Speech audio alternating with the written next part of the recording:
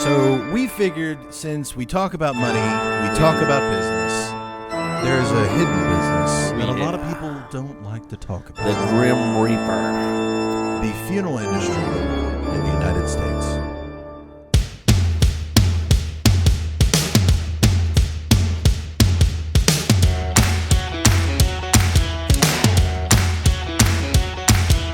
Welcome to the closing table with the Money Guys, Sidney Young and Jared Parrish. This episode is being brought to you by Allura Financial, AlluraFinancial.com, your source for real estate investment funding. Now, presenting the Money Guys. All right. Welcome to the Money Guys. I'm Sidney Young. And Jared Parrish. The Money Guys, we got your money. Hey, I'm glad we're doing this podcast. We did our radio show here in Houston earlier today. Had to watch our language on the radio. We had a twofer today. Yeah, we had a twofer. But there you can't say shit, fuck, piss, none of that stuff. No. I think that's frowned upon. Yeah, and so we start to say sins. We're not, time to, and you got to refresh. Yeah, and they won't give us our own bleep button. It's terrible. We'd wear this thing out. Wait, welcome to Closing Table Money Guys. Guess what today? Halloween's over. We're in Thanksgiving. Halloween's over. Everything. You know, we got to get back to business. We get back to business. Now, Thanksgiving's next week. But guess what's going to happen before Thanksgiving? They're going to kill all these turkeys. There's a lot of turkeys going to die. So, as long as the turkeys are dying, I don't know what to tell you. You'll eat the meat anyway, right? Yeah. Well, that and ham. You like ham? No, I like ham. Yeah, okay. Yeah. Well, speaking of death, there's money in death. There is. So we figured since we talk about money, we talk about business, there's a hidden business that a lot of people don't like to talk about. The Grim Reaper. The funeral industry in the United States.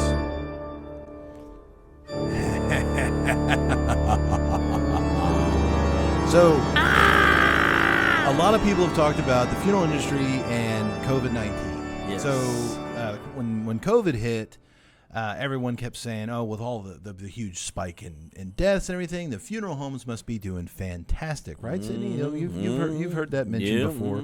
They're sitting there looking at, oh my God, all these COVID deaths. Although it's terrible, some people were thinking." Man, I went to a funeral where a family friend just a few weeks back. Mm-hmm. He sat in a freezer for almost 3 weeks. That's not fun. Well, he was dead. Oh. He wasn't enjoying it anyway. That's terrible. I know. I mean, I've had to attend a few funerals. I know a lot of people out there have had to attend funerals. And the body, after being in a freezer 3 weeks, does not look anything similar to the person you knew. No. Well, and the way I look at it is that they're not there anymore.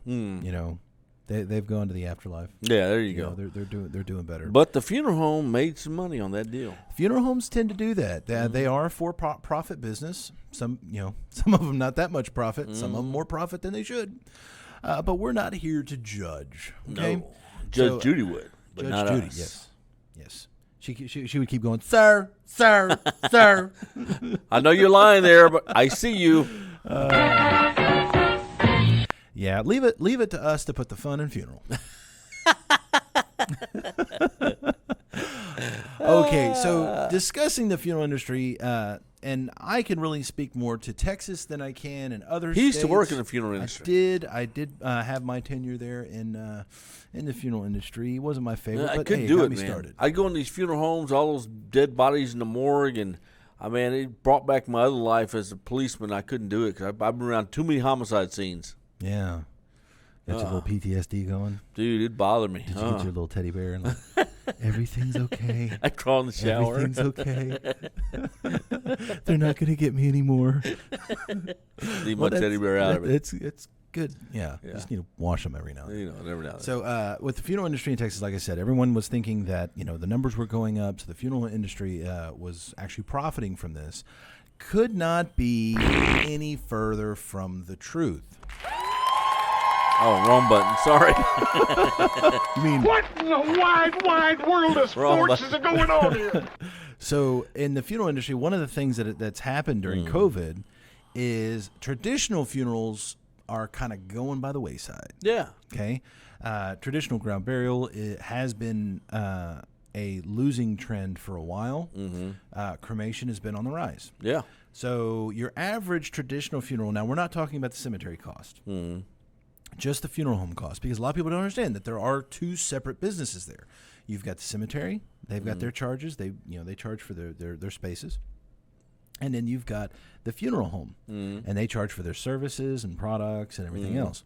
The two do coincide, but they are two separate businesses, two separate charges. So we're just going to be talking about the funeral home side for right now. Now, in the funeral home, and like I said, I can speak to the averages in Texas. Yeah. So the average funeral in Texas right now is ranging between, now this is traditional funeral, this is casket, typical ground burial, right? So you've got the guys who, all right, $12,000 to $15,000. Now I've seen services go as high as $40,000 to $50,000. Okay, but of that 12 to 15,000, how much is profit? Well, it's really hard to judge profit because with a funeral home, based on that one service, you have fixed costs and you have variable costs. So with your fixed costs are going to be per month. So your rent, you've got your variable costs like your wages, so your payroll. Excuse me. So it's really hard to judge. But if you think about it, the largest bulk item on a funeral home contract is going to be the service charge. Service charges a lot of times are going to be $5,000 to $6,000. Plus those police motorcycles, they're not cheap. No, they're not. But so like on a typical funeral home contract, you're going to see probably around $6,000 to $7,000 as a service charge. So that's paying for the funeral director, that's paying for the lady answering the phone up front. That's paying for the little water fountain that calms you as you walk through the door. Makes me want to go to the restroom. And so that's those charges. But then they're going to charge you for prep fee, embalming fee, use of the chapel, use of the hearse, use of the limousine, the pickup fee. Pickup fee. Pick them up from the place of death. Oh, I was going to say, I'd take a car, not a pickup. Yeah. No, I mean, you can throw them in the back to pick up. It'll get a little windy, but they won't care. So you've got all of these different fees. So if you're looking at $12,000 to $15,000 as far as hard cost of products, you're probably looking at roughly $1,000. Jeez, that's it? Mm-hmm. The rest of it, I mean, it's the cost of the facility, the cost of the funeral director, everything else. So all of those are going to be more payroll based and service based. But as far as hard costs, what is this $12,000 funeral actually costing in products? Most inexpensive funeral, I'm assuming, would be a viewing with a burning. So that's what I was going to kind of get to, because that's with 12, 15 grand. That's going to be your traditional funeral service. Yeah. Now what everyone is doing is they're going towards cremation. Yeah. And cremation, and you could still do your traditional style funeral, but you don't have to. You could do what's called a memorial service with no body present. Now your average cost of a memorial service with no body present, how much? And using the chapel at the funeral home and doing all that there is right around $3,000 to $5,000. Yeah, that's affordable. That's affordable. But if you think about revenue in funeral homes, that's a big cut, going from 12 to 15 down to 3 to 5.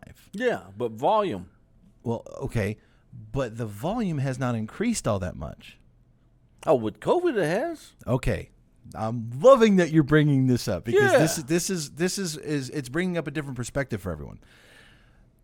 COVID hit, right? Yeah. And we had a lot of deaths. Yeah. But what did we not have a lot of deaths in? That the funeral industry typically waits on every year. Flu season. Oh. The flu deaths were near zip. Okay, but COVID made up for it. Which leaves it about even. But because of COVID and all of the restrictions, the 50% capacity. In certain states, they were banning funerals altogether. They didn't want any gatherings. Can't come out. Sorry, I know you lost your mom.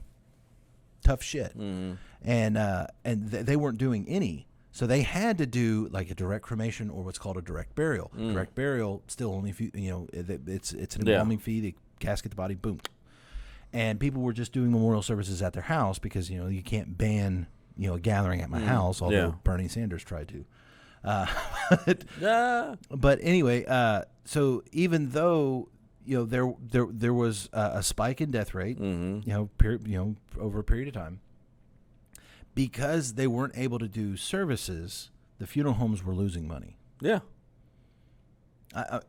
And now over as far as Texas is concerned, in 2009, I believe it was 2009. Yeah, 2009, the cremation statistics. What was it? 26% in 2009 of funeral services were cremation. 26%. 26 in 2009. Wow. 2015. How many? 48%. Yeah. And Dude. now in Texas we're approaching 60%. I understand that you want your loved one to not be higher than that now. respected. I understand that you probably want some place to go and see where your loved one's buried and cry and grieve and everything else. Back into the cold hard world today, your loved one is gone. You can spend $50,000 on a funeral. You can spend $5,000 on a funeral. They ain't coming back. Mm-mm. And my personal opinion is I don't want a ground burial. I would prefer cremation, but I want there to be a party at the house, do a memorial service, and remember. I want no party. I want them crying. No. The old bastard's gone. I want everyone telling funny stories about me. That's what I want. I just want to hear people stand up in front of the podium and You're talk not about gonna the hear 'em. times when Sidney cussed him out. You're not going to hear him. You know, he cussed me out that one day. Hey, got you now. I'm still here. You're not. What about the guys at the show say, yeah, he arrested me one time back in 98. Those guys are gone now. So, but I thought that was interesting. You know, everyone's thinking that here all this revenue is going up, and I'm sure the funeral homes are just making money hand over fist. When all reality, it's Okay, but instead of doing 10 funerals, 20 funerals a year, they're doing 100 funerals a year. no. What? No, as far as the calls that they're getting, and calls, it's death calls. It's remained about even. Now, okay, in Houston, Texas, COVID threw a bunch of people, unfortunately, died of COVID in Houston, Harris County, funeral home. They had to do something with the bodies. On top of that, the murder rate is freaking insane right now. Now that's probably been a little bit higher of a They're spike. killing people left and right in Houston, Texas, man. So what do you think's causing that? Guns. Oh, so you're now an anti-gun guy? Oh, no, I love guns. Oh, okay. I carry one myself. But you think it's But because it's people because someone shot someone. That's why they die. Yeah. Not because looser laws on guns. Well, or anything like let's just face the facts. There's guys out there. The law change in Texas was a good thing. Now everyone can carry a gun. Okay, so everyone's got a gun. So when you go to jack me, I'm going to jack you back. that. Hey, you shoot me, I shoot you back, right? There you go. That's it. And That's so, how it works. Let's just see who's a better shot. Let's just face the facts. Houston has a very bad homicide issue. All major cities are going through it. Chicago in one weekend had 150 shootings in one weekend. Good night. I Good said, night. Jesus, That's a man, lot. that's insane. See, and here's another thing. Let's just play the numbers game. There's only probably, 15, 20 homicide detectives work for the city of Houston. Probably another 15 or 20 for the county.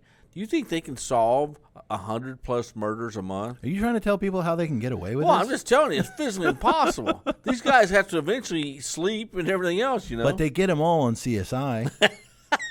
every time. They always figure it out. It's Then David it's terrible, Caruso man. down here, It's he's going to terrible. get them all. I promise. He's going to figure it out. And and he's going to look smooth doing it. And I tell you what, it's another homicide. These people, because they are dead, they no longer in business. We'll be right back. Bought it, Matt. You got to handle it. If you buy something at Circuit City, then see it advertised for less, just come back. Our low price guarantee means you'll get the difference, Excuse me. Last week I bought this, plus 10% of the difference. and today I saw this. Just open the paper and there it was. It's that easy. That's it? That's it. Cool.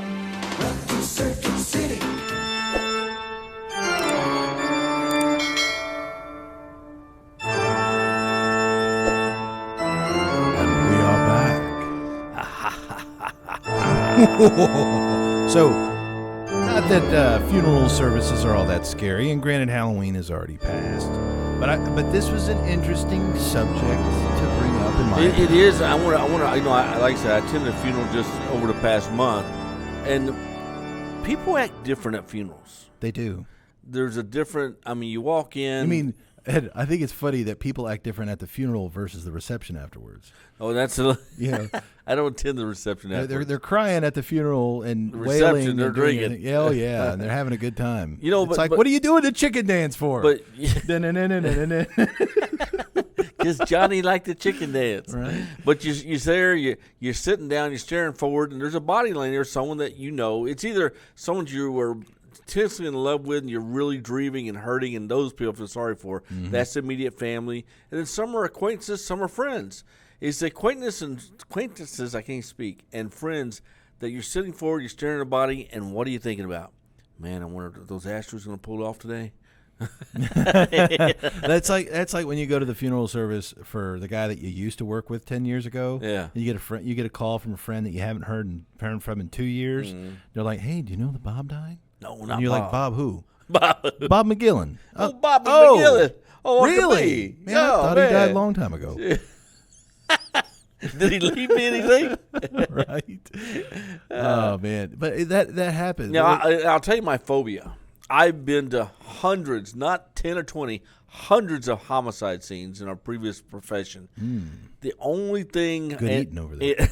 I've seen, you name it. I've seen burned bodies. I've seen beheaded bodies. I've seen bodies with gunshot wounds in them. I've seen children. I've seen men. Hey, I've seen there might women. be children listening. I've seen Use up everything. pornographic. The only phobia I have with dead people, I don't like touching dead bodies. I can understand that. And I just... I'm sure a lot of our listeners probably don't care for that even either. when I was back in that day, I was a police officer back then, and they need to roll the body, I'd get somebody else. I'm not rolling the body. Nope. Yeah. So yeah, I can understand that. I understand that. Now, as far as like getting into the business, and now everybody at some point in their life is going to have to go to a funeral home and make arrangements. Yeah. At some point. Yeah. How about we go over some ways how they can save money at the funeral home? Not die. Well, that would be one way. Duh. Yeah. Now, when you get into a funeral home, you know, one of the things that they start going over, and where they really kind of get you, and it's not in a bad way. I mean, they do come up with multiple options. But they always pitch you the big one first that they do. You know. Oh yeah. The most expensive one first. And they're going to go over the casket selection. So if you're planning on having a casket service, you know, you don't have to overspend on that. Okay, if you're having the cremation type service and a viewing, they put you in a casket for the viewing, right? Yeah, and so this is another interesting. Is it a rental? What is it? Here, that's kind of an interesting fact. So yeah, they do have rental caskets for cremation. That's actually a more popular option. Because they take you out of it, then they can use it again. Now, exactly. Now, and really, the rental casket itself is a pretty good moneymaker for the funeral home, because they're going to pay around $1,500 for the casket, and it's got hinges on the side because they put a liner. It's a cardboard box. They put a liner on the inside of it. Yeah. And they slide the liner in, put the body in there. Yeah. Makes it look like a traditional casket. Okay. Yeah. And then at the end of the service, when everyone leaves, they open the lid. Yeah. Then they've got a little hinge by the foot of it, and they slide that cardboard out, and then goes into the crematory. Wow. A lot of times they'll charge between. So the body actually never touches the casket. No. Oh. No. But it looks like it's in it's in its own little. And how much liner. they charge? Between $9.95 and $12.95. Really? Now, but do you know how much a cremation casket? Because they've got cremation caskets that you actually cremate. You actually burn the whole thing. How much? I mean, why would somebody want on that? the low end, you're looking at $2,000. And then me and you had a discussion a few weeks back about the actual cremation process that I never thought about. That was pretty disgusting. What was that? How the body fat and Yeah. We don't need to go on. Yeah, that. that we was don't. nice. Yeah, we don't if need you to haven't fried bacon, you'll never do it again like we that. don't need to turn this into Ripley's Believe It or Not. The grease for the bacon didn't come no, from the pan. no, we're not going there. But now a lot of people do feel like seeing their loved one at the service, prepped, dressed, makeup, all everything is a big source of closure. Yeah.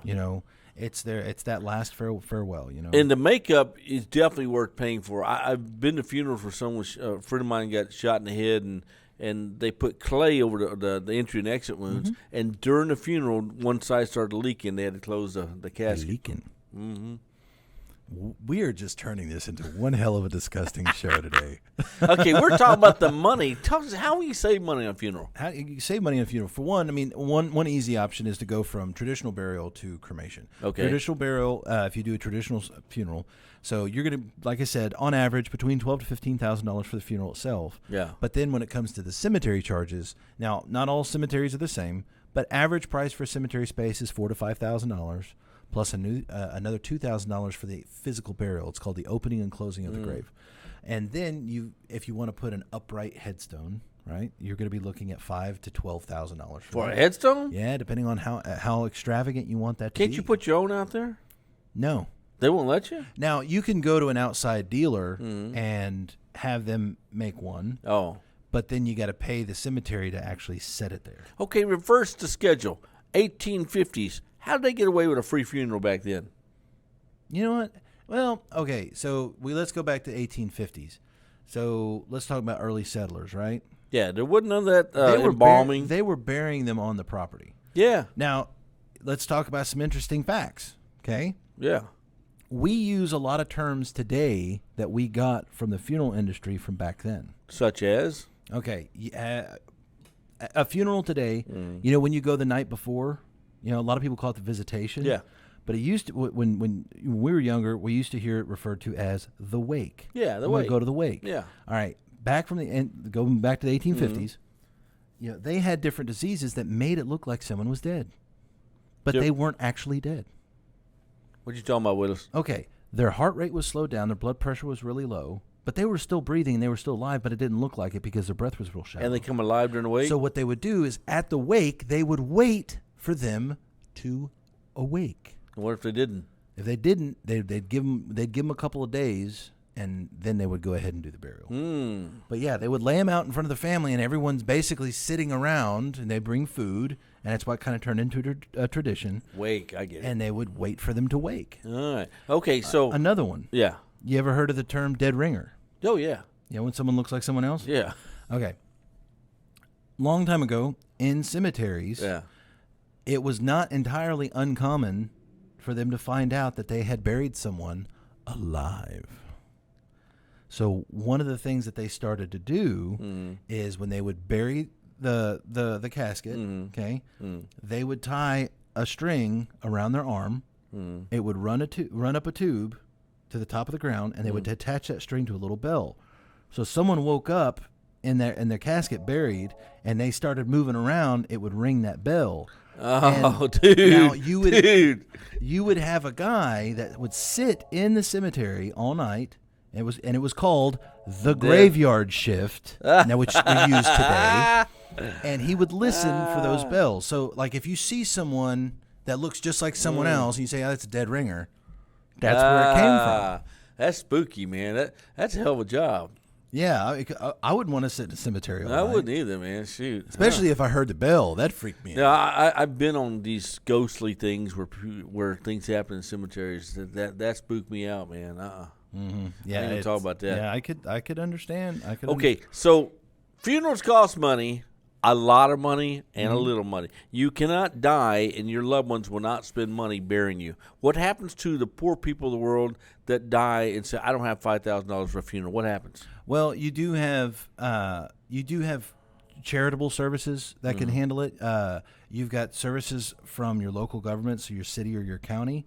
A lot of counties can handle like indigent services. So like if a homeless person passes away, you know, they call it in, say, "Hey, I think there's a dead guy on 5th and Main." Yeah. And ambulance shows up, they pick him up, and he's dead. No contact information, no ID, no nothing. They don't know if he's got family or anything like that. Then the county will take care of him, and the county will pay a local funeral home just to go ahead and bury him in a pauper's grave. So what about the guy who dies, has family, and they don't have the money to bury him? That's where it's good. A lot of funeral homes will do charitable cases, and they will they'll basically ask them, "How much money do you have?" And they may say, "Well, we've got $300. That's all we got." Then they'll just do it for that. Wow. So there's always something. There's there. some way to get you in the ground. Mm-hmm. Oh yeah, absolutely. And then you've got some families where they lost a loved one because of a crime, would it be murder or something like that? And then you do have services through the city and the county. And it was for crime. They call crime victims. Yeah, I was going to victims assistance. They have that where they'll help pay for funerals and things of that nature. Like I said, Houston's no different than Los Angeles, Chicago, all the major New York. As far as crime goes, it's out there. People are carrying guns. People are shooting each other. Watch the news. There's not People aren't wearing masks, which Yeah. seems like even more dangerous than a guy with a Watch gun. the news, man. I mean, not really. a morning goes by you don't see a shooting in the news. Or a guy 7 days not a week. wearing a mask. So with that being said, if you can afford to, how do you prepare your family in case something happens to you financially with a funeral home? Is there a prepayment system? Yeah, so you can prepay for it all. You can buy your cemetery property if that's what you want. If that's what you want to do, you can buy what's called a pre-need funeral policy. So it's a life insurance policy, and you could prepay for that. So you can prepay for all this stuff. Life insurance doesn't always work. Life insurance is really for other things. It's not really angled for your funeral. Because you need immediate money for a funeral. Yes. You don't need it a month from now. You need it now. Yeah, you do need it now. But if you've got a life insurance policy, you could do what's called an assignment. So it may take 2 to 6 weeks to get the payment, but the funeral home makes arrangements with a life insurance company. You sign off on it, and this way they're guaranteed their money. The insurance company says, all right, as soon as we're done with this claim, they're going to send a direct payment to the funeral home. Soon you find out Johnny didn't kill himself and violate our terms of our life insurance, we'll pay you. Right? As long as it was outside of that, that time period, we're okay. Just trying to make sure, he didn't have COVID when he got the policy 9 years ago. But we got to make sure. They go through all that stuff. Sometimes it's really ridiculous. Okay, death. There's money in death. There's money in funerals. There's so many moving parts of a funeral, and every freaking bit of it costs money. And some people are waiting for other people's deaths so they can get money. Life insurance. Life insurance is good and bad. I think it's good. All around, I think it's good. Have you ever watched American Greed? I have. Life insurance is a big part of that show. Yeah, it really is. I mean, there's a lot of people that are going to take advantage of it. But there was also a pre-need company that was on American Greed. Was there? Yeah. Oh, I didn't see that. That one was, ooh. But, dude, every time there's a family violence style of homicide, and I ain't picking sides, but let's say the rich old man has suddenly got an axe up between his eyeballs. Huh, what a coincidence. The wife has 6 policies on him. Huh. Right? Or like the lady who's got 6 policies on her husband, and he was shot 3 times in the back and Accidentally fell on the gun. Put in a trunk and then into a river. And they're like, suicide. He fell in the river. It's like, yeah, we're going to go ahead and put him with Jeffrey Epstein. Suicide. Apparently he had something on the Clintons, okay? It was part of the show earlier today. Yeah, that was a good one. We just try to keep things lighting and a little informative. There's money involved in deaths, funeral homes, things of this nature. Hopefully, you and your family will not have to experience it anytime soon. No, we wish the best for everyone. And next week we got a nice little eating holiday. We got a turkey day coming up. A lot of dead turkeys. Gobble, man. So eat your turkey, talk to your turkey, and don't be a turkey. Don't be jive-ass turkey neither. This is Closing the Table Money Guys. We have a podcast every Tuesday and Thursday. We try to be. We can't always make it. We've been a little busy, but we're getting back on track. So tune in for some new information twice a week. My name's Sidney Young. And we're the Money Guys. We got your money.